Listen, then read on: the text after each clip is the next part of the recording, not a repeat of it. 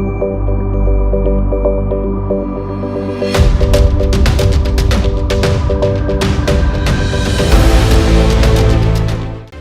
The angle में आपका स्वागत है। मैं हूं आपके साथ दीपाली माथुर। बुलेटिन की शुरुआत करते हैं हेडलाइंस के साथ। प्रधानमंत्री नरेंद्र मोदी कल कोलकाता में करेंगे रैली। भाजपा का 10 लाख की भीड़ जुटाने का है लक्ष्य। राहुल गांधी ने केंद्र सरकार पर साधा निशाना, कहा सरकार को तीनों काले कानून वापस लेने ही होंगे। राजस्थान के श्रीगंगानगर में बीएसएफ की कार्रवाई, पाकिस्तानी घुसपैठिए को किया ढेर, सर्च ऑपरेशन जारी। जयपुर में एसओजी की बड़ी कार्रवाई, जूनियर इंजीनियरिंग भर्ती परीक्षा मामले में 2 आरोपियों को किया गिरफ्तार।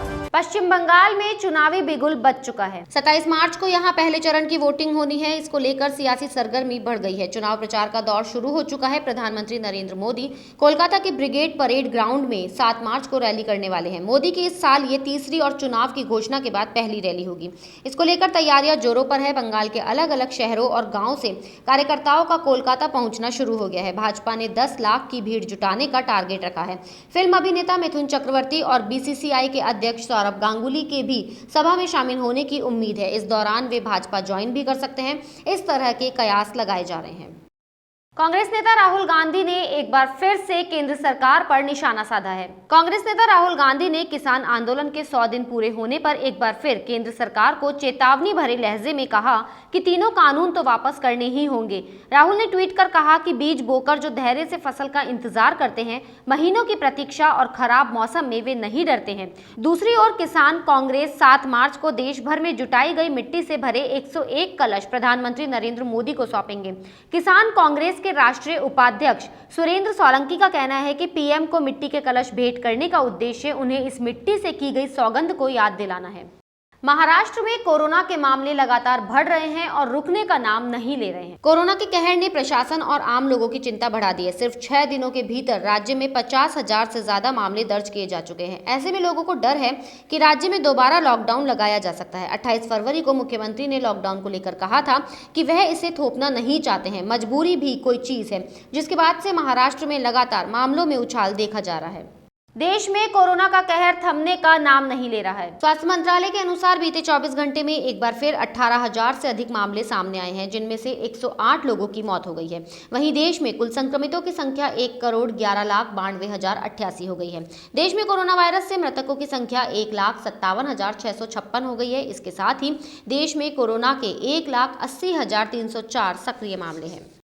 इस बार भारतीय अर्थव्यवस्था में 8% की गिरावट का अनुमान है। वित्त मंत्रालय ने कहा कि चालू वित्त वर्ष 2020-21 में भारतीय अर्थव्यवस्था में गिरावट रह सकती है। मंत्रालय ने कहा कि महामारी के रुख में टीकाकरण शुरू होने के बाद अब आर्थिक गतिविधियां रफ्तार पकड़ रही है। आर्थिक मामलों के विभाग ने अपनी मासिक रिपोर्ट में कहा कि विकसित देशों में कोविड-19 की नई लहर और संक्रमण के नए प्रकार के बाद नए सिरे से लॉकडाउन लगाया गया है, जिससे वैश्विक उत्पादन में सुधार की रफ्तार कम हुई है।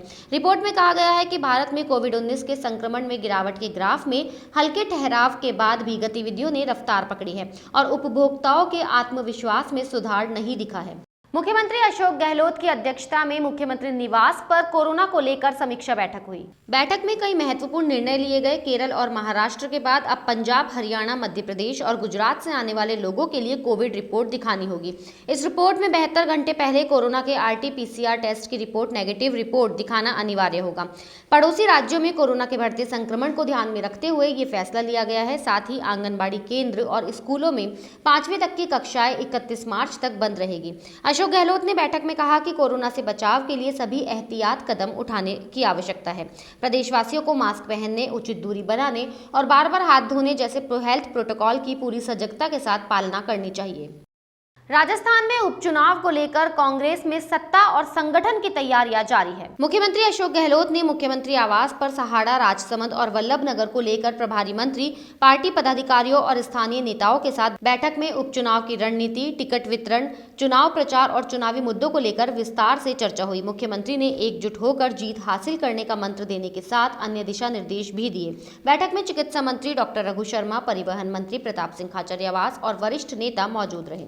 प्रदेश के बेरोजगारों के लिए दो बड़ी खबरें सामने आई हैं। शिक्षा मंत्री गोविंद सिंह डोटासरा ने विधानसभा में बताया कि जल्द ही शिक्षा विभाग में कंप्यूटर शिक्षकों के कैडर का निर्माण हो जाएगा। इसके बाद भर्ती की प्रक्रिया भी शुरू होगी। उन्होंने कहा कि भर्ती को लेकर पत्रावली वित्त विभाग में विचाराधीन है, इसलिए उम्मीद है कि 1 माह में कंप्यूटर शिक्षक के पदों के लिए कैडर निर्माण का कार्य पूरा कर लिया जाएगा। हालांकि डोटासरा ने बड़ा झटका देते हुए ये जानकारी भी दी कि अभी शिक्षा विभाग के अंतर्गत कार्यरत 10,000 पैरा टीचर्स और 27,000 ग्राम पंचायत सहायकों को नियमित करने का कोई प्रस्ताव विचाराधीन नहीं है।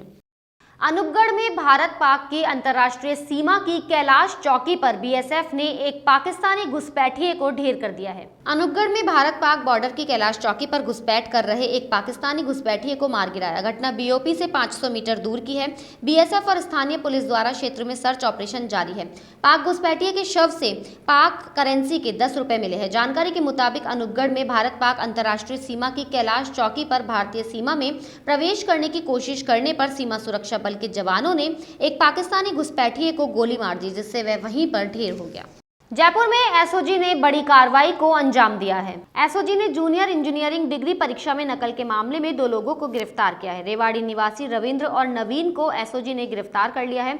एसओजी दोनों आरोपियों से पूछताछ कर रही है। गौरतलब है कि भर्ती परीक्षाओं में लगातार अंतर्राज्यीय गिरोह राजस्थान में जो परीक्षाएं आयोजित की जाती है उसमें नकल कराने वाले गिरोह पर लगातार नजरें रखी जा रही है। पकड़े गए दोनों आरोपी जूनियर इंजीनियरिंग डिग्री परीक्षा में दूसरों की जगह पर परीक्षा देने बैठे थे। बुलेटिन में फिलहाल इतना ही। अगर आपको हमारा वीडियो पसंद आया हो तो हमारे चैनल को लाइक, शेयर और सब्सक्राइब जरूर करें।